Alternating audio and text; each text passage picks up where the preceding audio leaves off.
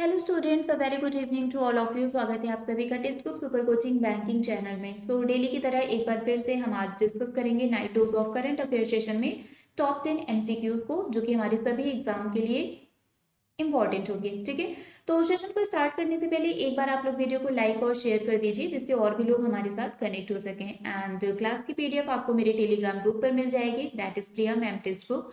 तो जितनी भी वाईटी पर क्लासेस होती हैं उसकी पीडीएफ आपको यहाँ पर मिल जाएगी, क्लासेस की लिंक आपको यहाँ पर मिल जाएगी। अगर आपको कोई डाउट है तो वो भी आप इस ग्रुप पर डायरेक्टली मुझसे पूछ सकते हैं।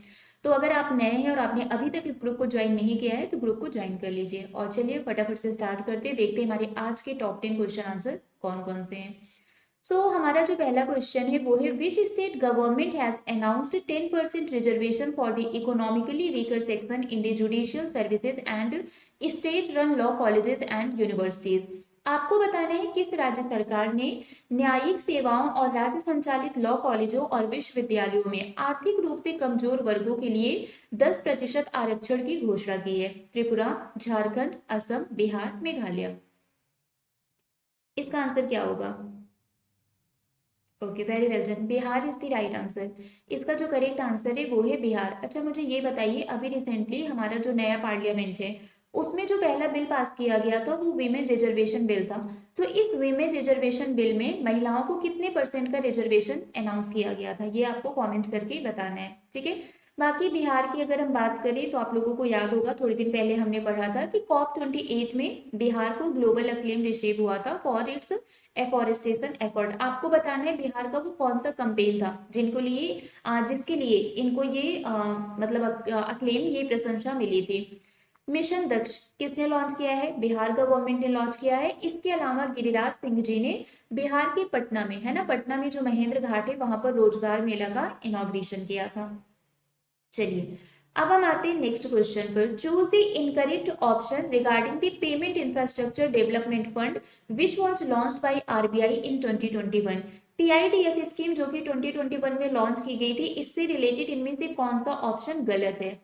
To benefit the acquiring banks, non banks and merchants by lowering overall acceptance infrastructure cost, RBI has invested 250 crore in this fund to increase the number of acceptance devices multifold in the country. POS will be established in tier 1 and tier 2 cities. All are correct. इसका answer क्या होगा? इसके अलावा आप लोगों को ये भी बताना है कि ये जो PIDF स्कीम है इसको कौन से ईयर तक के लिए एक्सटेंड कर दिया गया है, और ये एग्जाम में भी आया था, है ना। बताइए कौन से ईयर तक इसको एक्सटेंड कर दिया गया है और इसमें से कौन सा ऑप्शन इनकरेक्ट है? हाँ जी, very well done, this one is incorrect, है ना। इसको टीयर 1 और टीयर 2 सिटीज को छोड़कर बाकी जो सिटीज हैं टीयर 3 टीयर 4, उसमें क्या किया जाएगा? स्टैब्लिश किया जाएगा। तो ये वाला ऑप्शन क्या हो गया? गलत हो गया। कब तक के लिए एक्सटेंड किया गया, जल्दी से कमेंट करके बताइए। Next question is, the central government has approved the continuation of the central sector national means cum merit scholarship till which of the following year. केंद्र सरकार ने निम्नलिखित में से किस वर्ष तक केंद्रीय क्षेत्र राष्ट्रीय साधन सह मेरिट छात्रवृत्ति को जारी रखने की मंजूरी दी है? 22, 23, 29, 30, 24, 25, 25, 26, 26, 27, कौन से ईयर तक ये आपका कंटिन्यू रहेगा? जो central sector national means cum merit scholarship है, ये कौन से ईयर तक अभी कंटिन्यू चलेगा? Okay, 2025-26 is the right answer.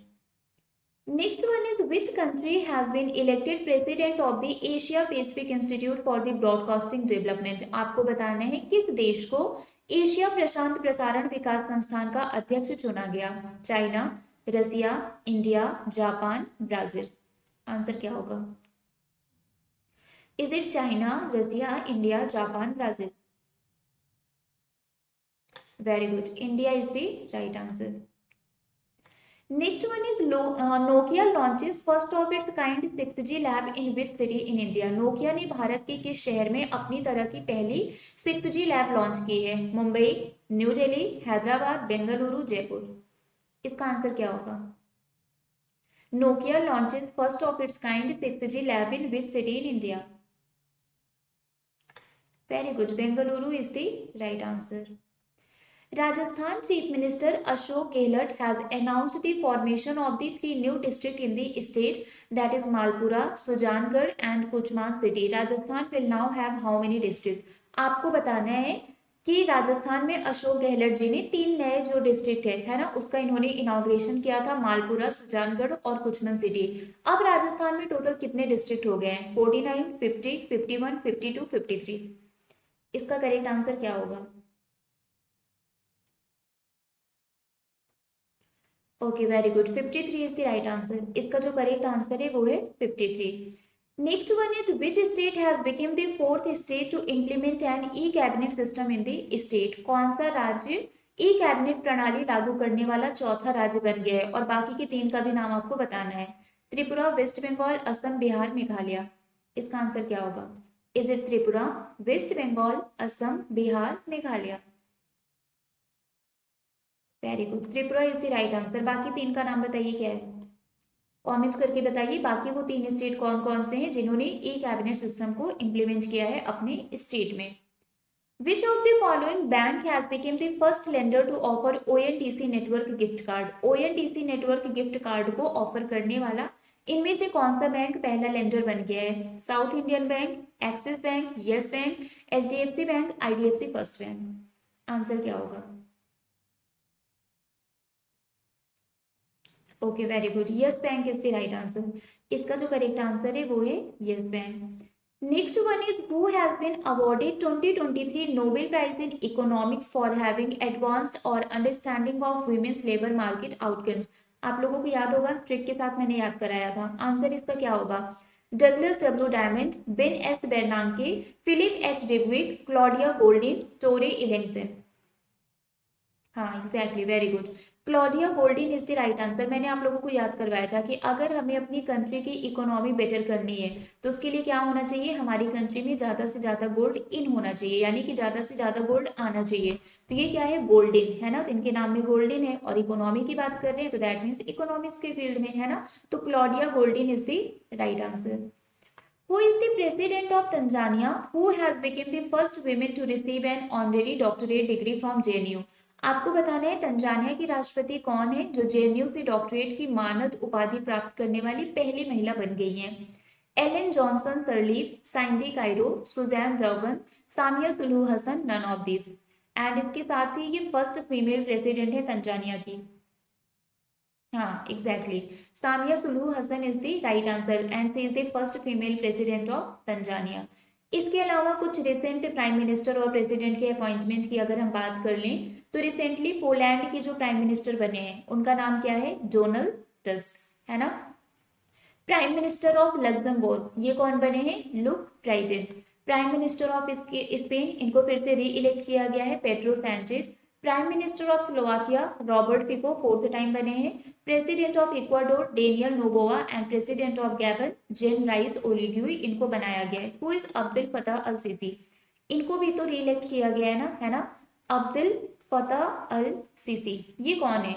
ये कौन सी कंट्री के प्रेसिडेंट या प्राइम मिनिस्टर हैं जिनको फिर से री इलेक्ट किया गया? पहले तो बताइए कौन सी कंट्री से बिलोंग करते हैं, फिर आपको बताना है कि प्राइम मिनिस्टर है या प्रेसिडेंट है। ठीक है, कहाँ का इनको मतलब कहाँ किस कंट्री में इनको फिर से रीअपॉइंट किया गया है ये आपको कमेंट करके बताना है। और अब आपके लिए होमवर्क क्वेश्चन, हमारा आज का होमवर्क क्वेश्चन है north America first Gandhi museum open in which city? Uttar America का पहला गांधी संग्रहालय किस शहर में ओपन किया गया? ठीक है, इसका आंसर आप लोग कॉमेंट करके बताइएगा। बाकी पीडीएफ के लिए आप लोग मेरा टेलीग्राम ग्रुप ज्वाइन कर सकते हैं, that is Priya ma'am text book. यहाँ पर आपको क्लास की पीडीएफ मिल जाएगी। तो अभी के लिए फिलहाल बस इतना ही है, बाकी मिलेंगे फिर आपसे कल सुबह 7 बजे हमारी मॉर्निंग करंट अफेयर की क्लास में। एंड देन 9 AM पर हमारी फिर से क्लास होगी जिसमें हम लोग अक्टूबर एंड नवंबर मंथ के जो टॉप को 100 MCQs हैं है ना, उसको हम लोग डिस्कस करेंगे। तो ये वाला सेशन आप लोग मिस मत करिएगा और करंट अफेयर का भी सेशन मिस नहीं करना है। तो अभी के लिए फिलहाल बस इतना ही, मिलते हैं आपसे कल सुबह 7 बजे। Till then bye bye guys, take care, thank you so much.